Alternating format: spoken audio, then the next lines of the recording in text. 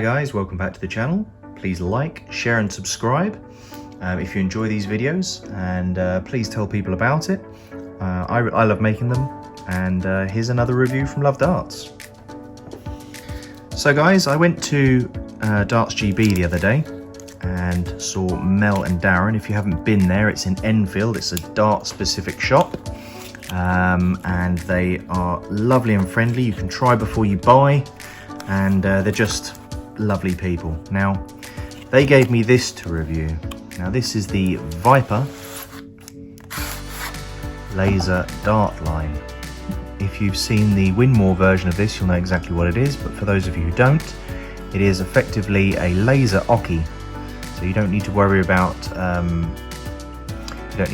any things on the floor to mark where exactly you're going. You can adjust the line distance for either soft or steel tip darts with this. You just mount it on the wall or a cabinet, and disappears with the flick of a switch, so it's just on and off. So you can reposition that laser pointer, allows you to set your line to the exact distance. So yeah, it just says here, no need to damage your floor with stickers or masking tape, and it takes 4 AA batteries. So once again, when you're using a laser, a reminder, please don't stare directly in it or point it at people's eyes. It can be dangerous. And the laser dart line can be installed on the underside of a cabinet or affixed to the wall beneath the dartboard. And the laser head features a tightening screw to lock the head in place to assure a perfect line every time. Let's get inside and have a look. So inside there you get a bubble wrap protected package. Let's tear this open.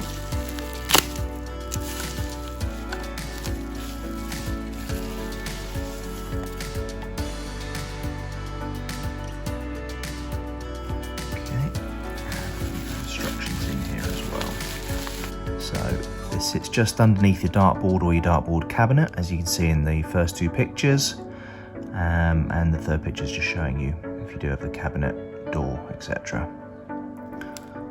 So you can locate the 2 mounting holes at the front of the laser dart line, use a pencil marker or nail to mark the center of the holes on the wall or cabinet.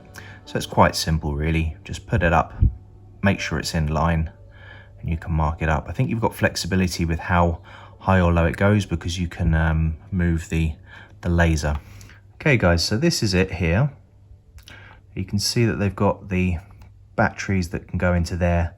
Once it's mounted on the wall, I guess it's really easy just to flip those open, put the batteries in, which is one of the problems that I have with the Winmau one. You have to sort of move it up, slide a bit out of it. It's a little bit more disruptive, whereas you don't actually have to upset your laser line. Now this, interestingly, is on a ballpoint fixture, which is quite nice actually, because if you've got a uneven surface, or if you want to sort of, I guess, make it work slightly more to the side and stuff, it's you're able to do that. So it has a little bit more customizable sort of capabilities.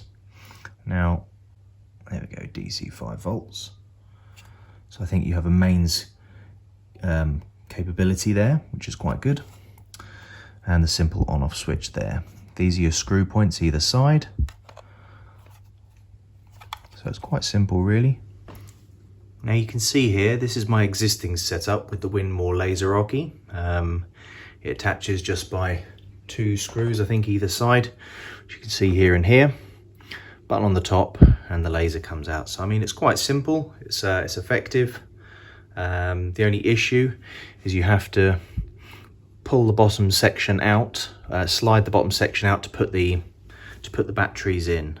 So obviously you disrupt your line and have to reset it each time. So I think with the Viper system you won't have that, because you're not changing the line.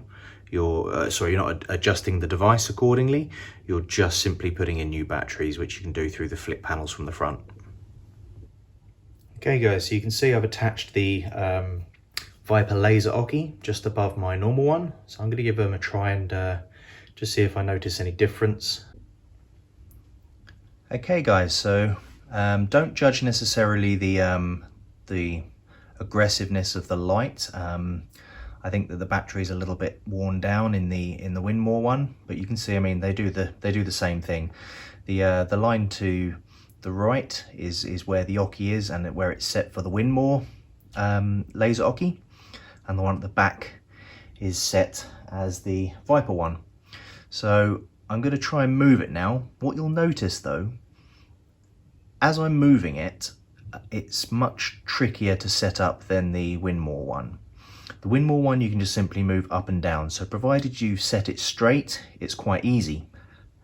Now, whilst the other one is a little bit more fiddly, it does allow more customization. Now, I have been to places where people have used laser Oches and it's mounted on the wall slightly awkwardly, or the wall is at a weird sort of angle and it's not straight and it's hard to sort of set up. So this does allow you to set up a little bit easier, but it is a little bit more fiddly. But once you've done it, of course, it won't matter. It's just the initial setup.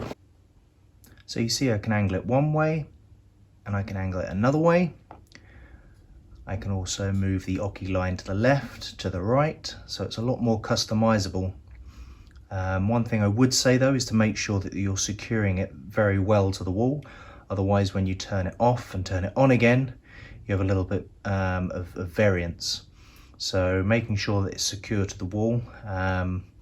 You know, I think if you've got a game or a league match or something, it might be worth just checking the Oche each time to make sure it hasn't moved, or have some kind of marker perhaps, or just do your measurements. It's not a big deal. Once it's set up, it shouldn't move, provided obviously no one knocks it approaching the dartboard. Thanks for watching, guys. I hope you enjoyed it. I'll let you know how I get on with it after a bit of time, but to be honest, I don't think there's much difference between the Winmau one and the Viper. I'd say this one's a little bit more customizable, which is a positive. I'll let you know price-wise which one's better, which one lasts longer. I'd say the 4 batteries might last a little bit longer, but it's yet to be seen. Thanks very much, guys.